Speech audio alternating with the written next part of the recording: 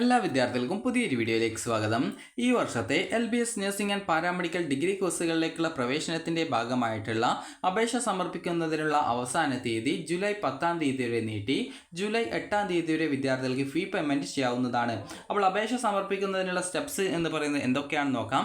ആദ്യം തന്നെ വിദ്യാർത്ഥികൾ ശ്രദ്ധിക്കേണ്ടത് lbscentral.in/nursing para m 2026/ എന്നുള്ള പേജ് ഓപ്പൺ ചെയ്ത് കഴിഞ്ഞാൽ നിങ്ങൾക്ക് ഇവിടെ സൈഡിലായിട്ട് മെനു ബാർ കാണാം. അതിൽ ക്ലിക്ക് ചെയ്ത ശേഷം നിങ്ങൾക്ക് ആദ്യത്തെ എന്ന് പറയുന്നത് ന്യൂ രജിസ്ട്രേഷൻ ആണ്. അപ്പോൾ ന്യൂ രജിസ്ട്രേഷൻ ലിങ്കിൽ ക്ലിക്ക് ചെയ്തുകൊണ്ട് നിങ്ങളുടെ ഡീറ്റെയിൽസ് നൽകിയ ശേഷം വിദ്യാർത്ഥികൾക്ക് പിന്നീട് അടുത്ത സ്റ്റെപ്പിലേക്ക് പോകാവുന്നതുമാണ്. പിന്നീടുള്ള രണ്ടാമത്തെ സ്റ്റെപ്പ് എന്ന് പറയുന്നത് ആപ്ലിക്കേഷൻ ഫീ പേയ്മെന്റ് ആണ്. ഫീസ് എന്ന് പറയുമ്പോൾ ജനറൽ കാറ്റഗറിക്ക് 800 രൂപയാണ് ഫീസ്.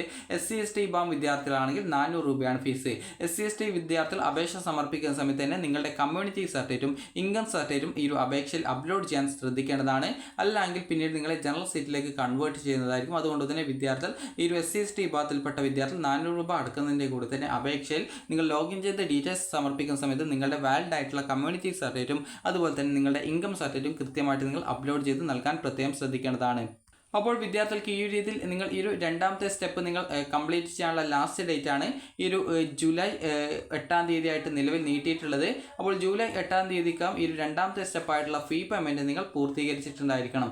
ഇനി ഇതിനുശേഷം പിന്നീട് മൂന്നാമത്തെ സ്റ്റെപ്പായിട്ടുള്ള ലോഗിൻ ചെയ്തുകൊണ്ട് വിദ്യാർത്ഥികൾക്ക് നിങ്ങളുടെ ആപ്ലിക്കേഷനിൽ നിങ്ങളുടെ പേഴ്സണൽ ഡീറ്റെയിൽസ്, നിങ്ങളുടെ +2-ൻ്റെ സെക്കൻഡ് ഇയറിലെ മാർക്ക്, സെക്കൻഡ് ഇയർ എന്ന് പറയുമ്പോൾ നിങ്ങൾ CBSE ആയിരുന്നാലും അല്ലെങ്കിൽ കേരള സ്റ്റേറ്റ് ബോർഡ് ആയിരുന്നാലും അല്ലെങ്കിൽ VHSE ആയിരുന്നാലും നിങ്ങളുടെ +2 സെക്കൻഡ് ഇയറിൻ്റെ മാർക്കാണ് ഇതിൽ ഉപയോഗിക്കുന്നത്. അതിനാൽ തന്നെ ഫിസിക്സ്, കെമിസ്ട്രി, ബയോളജി എന്നിവയ്ക്ക് നിങ്ങൾക്ക് ലഭിച്ച ടോട്ടൽ മാർക്ക് എത്രയാണോ ആ ഒരു ടോട്ടൽ എന്ന് പറയുമ്പോൾ +2 സെക്കൻഡ് ഇയറിൽ കിട്ടിയ ടോട്ടൽ എത്രയാണോ ആ ഒരു മാർക്കാണ് ഇവിടെ നിങ്ങളുടെ മാർക്കായിട്ട് നൽകേണ്ടത്. അപ്പോൾ ആ ഒരു മാർക്ക് നൽകൽ അതുപോലെ തന്നെ നിങ്ങളുടെ റിസർവേഷൻ ഡോക്യുമെൻറ്റുകൾ, അതായത് ഇപ്പോൾ നിങ്ങളുടെ caste certificate, community certificate, income certificate, അതുപോലെ തന്നെ പലതരത്തിലുള്ള റിസർവേഷൻ ഡോക്യുമെൻറ്റുകളുണ്ട്. അപ്പോൾ നിങ്ങൾക്ക് ഏതൊക്കെ തരത്തിലുള്ള റിസർവേഷൻസ് ഉണ്ടോ, NRI ഉൾപ്പെടെ എന്തെങ്കിലുമൊക്കെ റിസർവേഷൻസ് ഉണ്ടോ അതിനനുസരിച്ചുള്ള എല്ലാ ഡോക്യുമെൻറ്റും നിങ്ങൾ ലോഗിൻ ചെയ്ത് അപേക്ഷ സമർപ്പിക്കുന്ന സമയത്ത് തന്നെ കൃത്യമായിട്ട് നൽകണം. അപ്പോൾ ഈ ഒരു അവസരമാണ് ജൂലൈ 10-ാം തീയതി വരെ നീട്ടിയിട്ടുള്ളത്.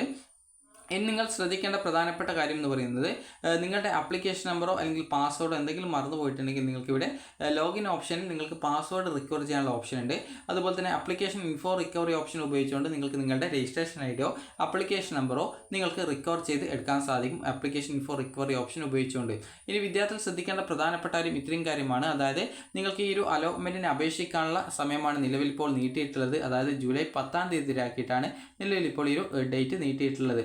അപ്പോൾ ഇനി വിദ്യാർത്ഥികൾ ശ്രദ്ധിക്കേണ്ട പ്രധാനപ്പെട്ട കാര്യം എന്ന് പറയുന്നത് അപേക്ഷ സമർപ്പിക്കുന്നതിനായിട്ട് അത് നിങ്ങൾക്ക് ഈ ഒരു ഫീ പേയ്മെൻറ്റ് രണ്ട് രീതിയിൽ അടക്കാൻ പറ്റും. ഒന്ന്, നിങ്ങൾക്ക് ആ ഒരു ഫീ പേയ്മെൻറ്റ് പേജിലൂടെ തന്നെ നിങ്ങൾക്ക് ഓൺലൈനായിട്ട് പേയ്മെൻറ്റ് ചെയ്യാം. നിങ്ങളുടെ ഡെബിറ്റ് കാർഡോ ക്രെഡിറ്റ് കാർഡോ നെറ്റ് ബാങ്കോ UPI ഉപയോഗിച്ചുകൊണ്ട് ഫീ പേയ്മെൻറ്റ് ചെയ്യാം. ഇനി അതല്ലെങ്കിൽ നിങ്ങൾക്ക് ആ ഒരു പേജിൽ നിങ്ങൾക്ക് ഈ ഒരു പ്രിൻറ്റ് ചലാൻ ഓപ്ഷൻ ഉണ്ടാവും ഫീ പേയ്മെൻറ്റിൽ. അപ്പോൾ ആ ഒരു ഫീ പേയ്മെൻറ്റിൽ നിങ്ങളുടെ ഡീറ്റെയിൽസ് കൊടുത്ത് സബ്മിറ്റ് ചെയ്ത് കൊടുത്തതിനാലാണ് ഈ ഒരു പേയ്മെൻറ്റ് ഓൺലൈനായിട്ട് അടക്കുന്നോ ചലാൻ വഴി അടക്കുന്നോ എന്ന് ചോദിക്കുന്നത്. അപ്പോൾ നിങ്ങൾ ചലാൻ വഴിയാണ് അടക്കുന്നതെങ്കിൽ ഫെഡറൽ ബാങ്കിൽ വഴി നിങ്ങൾക്ക് ഈ ഒരു ഫീ പേയ്മെൻറ്റ് അടക്കാവുന്നതാണ്. അപ്പോൾ അതിനുശേഷം നിങ്ങൾക്ക് റെസിപ്റ്റ് കിട്ടിക്കഴിഞ്ഞാൽ ഏകദേശം ഒരു 24 മണിക്കൂറിന് ശേഷമായിരിക്കും ബാക്കിയുള്ള ഡീറ്റെയിൽസ് നിങ്ങൾക്ക് നൽകാൻ സാധിക്കുക. ലോഗിൻ ചെയ്ത് കഴിഞ്ഞാൽ പല വിദ്യാർത്ഥികളും പറയുന്ന ഒരു കാര്യമാണ്, ഞാനിപ്പോൾ ലോഗിൻ ചെയ്ത് ഞാൻ ഡീറ്റെയിൽസ് ഒക്കെ കൊടുത്തു എന്നിട്ട് എൻ്റെ ഡീറ്റെയിൽസ് സബ്മിറ്റ് ചെയ്യാൻ പറ്റിയിട്ടില്ല, അപ്പോൾ എന്ത് ചെയ്യും എന്നുള്ളത്. അപ്പോൾ നിങ്ങൾ ശ്രദ്ധിക്കേണ്ട കാര്യം ഇത്ര മാത്രമേ ഉള്ളൂ. നിങ്ങൾ ലോഗിൻ ചെയ്ത് കഴിഞ്ഞാൽ നിങ്ങൾക്ക് സൈഡിലായിട്ട് ഇതേപോലെ മെനു ബാർ കാണാം. അപ്പോൾ ആ ഒരു മെനു ബാറിൽ ക്ലിക്ക് ചെയ്ത് കഴിഞ്ഞാൽ നിങ്ങൾക്ക് ആപ്ലിക്കേഷൻ എന്ന് പറഞ്ഞുകൊണ്ട് ആപ്ലിക്കേഷൻ്റെ ഓരോ സ്റ്റെപ്പും കാണാൻ പറ്റും. അപ്പോൾ നിങ്ങൾ ഏതൊക്കെ സ്റ്റെപ്പ് നിങ്ങൾ കംപ്ലീറ്റ് ചെയ്തിട്ടില്ല ആ ഒരു ലിങ്കിൽ ക്ലിക്ക് ചെയ്ത് നിങ്ങൾക്ക് ആ ഒരു ഡീറ്റെയിൽസ് ഒക്കെ കറക്റ്റായിട്ട് രേഖപ്പെടുത്തേണ്ടതും എന്തെങ്കിലും ഫോട്ടോയോ മറ്റോ അപ്ലോഡ് ചെയ്ത് കൊടുക്കേണ്ടതാണെങ്കിൽ അതിനനുസരിച്ച് ഫോട്ടോയും സിഗ്നേച്ചറൊക്കെ കൃത്യമായിട്ട് അപ്ലോഡ് ചെയ്ത് കൊടുത്ത് നിങ്ങൾക്ക് നിങ്ങളുടെ ആപ്ലിക്കേഷൻ്റെ പ്രിവ്യൂ പേജ് നോക്കാവുന്നതും. എന്തെങ്കിലും ഡീറ്റെയിൽസിൽ വല്ല തെറ്റുകളോ എന്തെങ്കിലും ഉണ്ടെങ്കിൽ അതൊക്കെ നിങ്ങൾ തിരുത്തേണ്ടതാണ്. അതുപോലെ പ്രത്യേകം ശ്രദ്ധിക്കേണ്ട കാര്യം റിസർവേഷൻ ഡീറ്റെയിൽസ് ഒക്കെ ഈ ഒരു അപേക്ഷയുടെ ടൈമിൽ മാത്രമേ സ്വീകരിക്കുള്ളൂ. അപേക്ഷ ഫൈനൽ കൺഫർമേഷൻ ചെയ്ത് കഴിഞ്ഞാൽ പിന്നീട് യാതൊരു കാരണവശാലും എഡിറ്റ് ചെയ്യാനോ അല്ലെങ്കിൽ പുതിയ റിസർവേഷൻ ഡീറ്റെയിൽസ് അപ്ലോഡ് ചെയ്ത് കൊടുക്കുന്നതിനോ സാധിക്കുന്നതല്ല. അതിനാൽ തന്നെ അപേക്ഷ സബ്മിറ്റ് ചെയ്യും മുമ്പായിട്ട് തന്നെ നിങ്ങളുടെ അപേക്ഷയിൽ വേണ്ട എല്ലാവിധ റിസർവേഷൻ ഡീറ്റെയിൽസും നിങ്ങൾ അപ്ലോഡ് ചെയ്ത് നൽകേണ്ടതാണ്. ഇനി വിദ്യാർത്ഥികൾ ശ്രദ്ധിക്കേണ്ട പ്രധാനപ്പെട്ട കാര്യം എന്ന് പറയുന്നത് നിങ്ങൾക്ക് ഈ അപേക്ഷിക്കാൻ എന്തൊക്കെ ഡോക്യുമെൻറ്റ്സ് ആണ് വേണ്ടത് എന്നുള്ളതാണ്. അപേക്ഷിക്കാനായിട്ട് നിങ്ങൾക്ക് വേണ്ടത് +2-ൻ്റെ റിസൾട്ട്, നിലവിൽ ഇപ്പോൾ +2 റിസൾട്ട് വന്നതുകൊണ്ട് തന്നെ +2-ൻ്റെ സർട്ടിഫിക്കറ്റ് ഇല്ലാത്തവർക്ക് +2-ൻ്റെ മാർക്ക് ലിസ്റ്റ് റിസൾട്ടിൻ്റെ ആ ഒരു പ്രിൻ്റ് ഔട്ട് മതിയാകും. അപ്പോൾ +2 ജയിച്ച ഫിസിക്സ്, കെമിസ്ട്രി, ബയോളജി എന്നിവ പഠിച്ച ഏതൊരു വിദ്യാർത്ഥിക്കും ഇതിന് അപേക്ഷിക്കാവുന്നതാണ്. അപ്പോൾ നിങ്ങളുടെ +2-ൻ്റെ ഫിസിക്സ്, കെമിസ്ട്രി, ബയോളജി എന്നിവയുടെ മാർക്ക് മാത്രമാണ് ഇതിന് ഉപയോഗിക്കുന്നത്. അപ്പോൾ വിദ്യാർത്ഥികൾ ശ്രദ്ധിക്കേണ്ട ശ്രദ്ധിക്കേണ്ട കാര്യം നിങ്ങൾക്ക് വേണ്ടത് ഒന്ന് നിങ്ങളുടെ SSLC സർട്ടിഫിക്കറ്റ് ഒറിജിനൽ ഉണ്ടെങ്കിൽ അത്, അല്ലെങ്കിൽ അതിൻ്റെ കോപ്പി മതി, മാർക്ക് ലിസ്റ്റ് മതി, അല്ലെങ്കിൽ ആ ഒരു SSLC സർട്ടിഫിക്കറ്റിൻ്റെ കോപ്പി മതിയാവും. ഇനി അതുപോലെ തന്നെ +2ൻ്റെ സർട്ടിഫിക്കറ്റ് കിട്ടാതെ +2ൻ്റെ മാർക്ക് ലിസ്റ്റ് റിസൾട്ടിൻ്റെ ആ ഒരു പ്രിൻ്റ് ഔട്ട് മതിയാകും. ഇനി അതുപോലെ തന്നെ നിങ്ങൾക്ക് അടുത്തത് വേണ്ടത് നിങ്ങളുടെ കാസ്റ്റ് സർട്ടിഫിക്കറ്റ് ആണ് വേണ്ടത്. അതുപോലെ തന്നെ SC/ST വിഭാഗം വിദ്യാർത്ഥികളാണെങ്കിൽ കമ്മ്യൂണിറ്റി സർട്ടിഫിക്കറ്റോ കാസ്റ്റ് സർട്ടിഫിക്കറ്റോ വേണം. അതുപോലെ തന്നെ അടുത്തത് ഇൻകം സർട്ടിഫിക്കറ്റ് ആണ്. SC/BC വിഭാഗം വിദ്യാർത്ഥികൾ OBC വിഭാഗം വിദ്യാർത്ഥികളാണെങ്കിൽ നോൺ ക്രിമിലിയർ സർട്ടിഫിക്കറ്റ് ആണ് വേണ്ടത്. അതുപോലെ തന്നെ അടുത്തതായിട്ട് നിങ്ങൾ ഫിഷറീസ്, അതായത് ഫിഷർമാൻമാരുടെ മക്കളാണെങ്കിൽ അതുമായി ബന്ധപ്പെട്ട സർട്ടിഫിക്കറ്റുകൾ, അതുപോലെ തന്നെ NCC കോട്ട, അതുപോലെ സ്പോർട്സ് കോട്ടയിൽ ഈ ഒരു അഡ്മിഷൻ ആഗ്രഹിക്കുന്നവർ ഈ ഒരു അപേക്ഷ സമർപ്പിച്ച ശേഷം അപേക്ഷയുടെ പ്രിൻ്റ് ഔട്ട് NCC സ്പോർട്സിൻ്റെ ഒരു നിശ്ചിത അഡ്രസ്സ് പ്രോസ്പെക്ടസിൽ കൊടുത്തിട്ടുണ്ട്, അതിലേക്ക് നിങ്ങൾ അയക്കേണ്ടതായിട്ടുണ്ട്. അതുപോലെ തന്നെ വിദ്യാർത്ഥികൾക്ക് വേറെ എന്തെങ്കിലും തരത്തിലുള്ള റിസർവേഷൻസ് ഉണ്ടെങ്കിൽ, അത് മിശ്രവിവാഹിതരുടെ മക്കളാണെങ്കിൽ അതിനനുസരിച്ചുള്ള സർട്ടിഫിക്കറ്റുകൾ, അതുപോലെ തന്നെ വിദ്യാർത്ഥികൾക്ക് വേറെ എന്തെങ്കിലും തരത്തിലുള്ള ബോണസ് പോയിന്റ് അതുപോലെ വല്ല സർട്ടിഫിക്കറ്റ് ഉണ്ടെങ്കിൽ അതുമായി ബന്ധപ്പെട്ട സർട്ടിഫിക്കറ്റ്, അതുപോലെ തന്നെ വേറെ എന്തെങ്കിലും റിസർവേഷൻ ഉള്ളവർ അതുമായി ബന്ധപ്പെട്ട സർട്ടിഫിക്കറ്റുകൾ.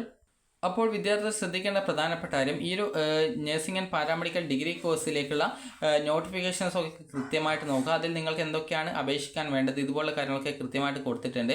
അതുപോലെ തന്നെ ഓരോ കോഴ്സിൻ്റെ എലിജിബിലിറ്റി എന്താണ്, അതുപോലെ തന്നെ പ്രായം എന്താണ്, അതുപോലുള്ള ഡീറ്റെയിൽസ് ഒക്കെ കൃത്യമായിട്ട് കൊടുത്തിട്ടുണ്ട്. അതുപോലെ തന്നെ സർവീസ് കോട്ട അപേക്ഷകൾ എന്തൊക്കെയാണ്, അതുപോലെ തന്നെ അതുമായി ബന്ധപ്പെട്ട ഡീറ്റെയിൽസ്, അതുപോലുള്ള കാര്യങ്ങളൊക്കെ കൃത്യമായിട്ട് കൊടുത്തിട്ടുണ്ട്. അതുപോലെ തന്നെ NRI കോട്ടയിൽ അഡ്മിഷൻ ആഗ്രഹിക്കുന്നവർ NRI ഡോക്യുമെൻറ്റിൻ്റെ അതായത് നിങ്ങളെ സ്പോൺസർ ചെയ്യുന്നവരുടെ ആ ഒരു സ്പോൺസർഷിപ്പ് സർട്ടിഫിക്കറ്റും, അതുപോലെ തന്നെ നിങ്ങളുടെ ആ ഒരു സ്പോൺസർ ചെയ്യുന്ന ആരാണോ അവരുടെ പാസ്പോർട്ട് വിസയുടെ കോപ്പി എന്നിവയൊക്കെ നിങ്ങൾ ഈ ഒരു അപേക്ഷയിൽ അപ്ലോഡ് ചെയ്ത് കൊടുക്കണം. അതുപോലെ ഓരോ റാങ്ക് ലിസ്റ്റ് എങ്ങനെയാണ് തയ്യാറാക്കുന്നത്, ഈ ഒരു കാര്യങ്ങളൊക്കെ കൃത്യമായിട്ട് ഇതിൽ കൊടുത്തിട്ടുണ്ട്. അപ്പോൾ വിദ്യാർത്ഥി ഇതൊക്കെ കൃത്യമായിട്ട് നോക്കിയിട്ട് വായിച്ച് നോക്കുക. അതുപോലെ തന്നെ വിദ്യാർത്ഥികൾ ശ്രദ്ധിക്കേണ്ട കാര്യം എന്ന് പറയുന്നത് ഓരോ കോഴ്സിനും, അതായത് ഏതൊക്കെ കോഴ്സുകളാണ് ഉള്ളത് എന്ന് നോക്കുക.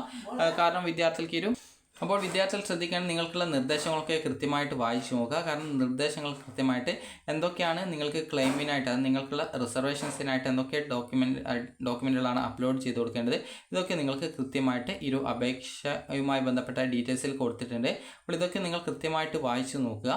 അതുപോലെ തന്നെ വിദ്യാർത്ഥികൾ ശ്രദ്ധിക്കേണ്ട പ്രധാനപ്പെട്ട കാര്യം, അതായത് അക്കാദമിക് ഡാറ്റ നൽകുമ്പോൾ 2026 മുമ്പ് പാസ്സായിട്ടുള്ളവരും CBSE, ICSE, CISC എന്നീ ബോർഡുകളിലോ മറ്റ് സംസ്ഥാന ബോർഡുകളിലോ പഠിച്ച് 2026 മുൻ വർഷങ്ങളിലോ പാസ്സായവരും അവർക്ക് +2 ലഭിച്ച മാർക്ക് ഓൺലൈൻ അപേക്ഷ സമർപ്പിക്കുമ്പോൾ രേഖപ്പെടുത്തേണ്ടതാണെന്നാണ് പറഞ്ഞിട്ടുള്ളത്. അതുപോലെ തന്നെ 2026 അധ്യയന വർഷം +2 പരീക്ഷ എഴുതിയ കേരള HSC VHSC അപേക്ഷാർത്ഥികൾ മാർക്ക് ഓൺലൈനായിട്ട് നൽകേണ്ടതില്ല.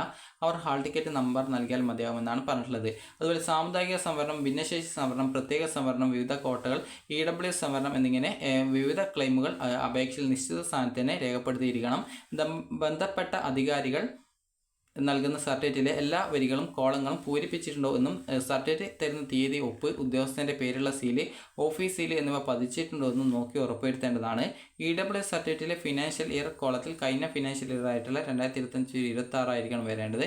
NRI കോട്ട ആവശ്യമുണ്ടെങ്കിൽ അത് അപേക്ഷയിൽ രേഖപ്പെടുത്തേണ്ടതും അതിനാവശ്യമായിട്ടുള്ള സർട്ടിഫിക്കറ്റുകൾ അപ്ലോഡ് ചെയ്ത് കൊടുക്കുകയും വേണം. SC/ST, OEC ഒഴികെയുള്ള ട്യൂഷൻ ഫീസ് കൺസെഷൻ അർഹതയുള്ളവർ ഇൻകം സർട്ടിഫിക്കറ്റ് അപ്ലോഡ് ചെയ്തിരിക്കണം.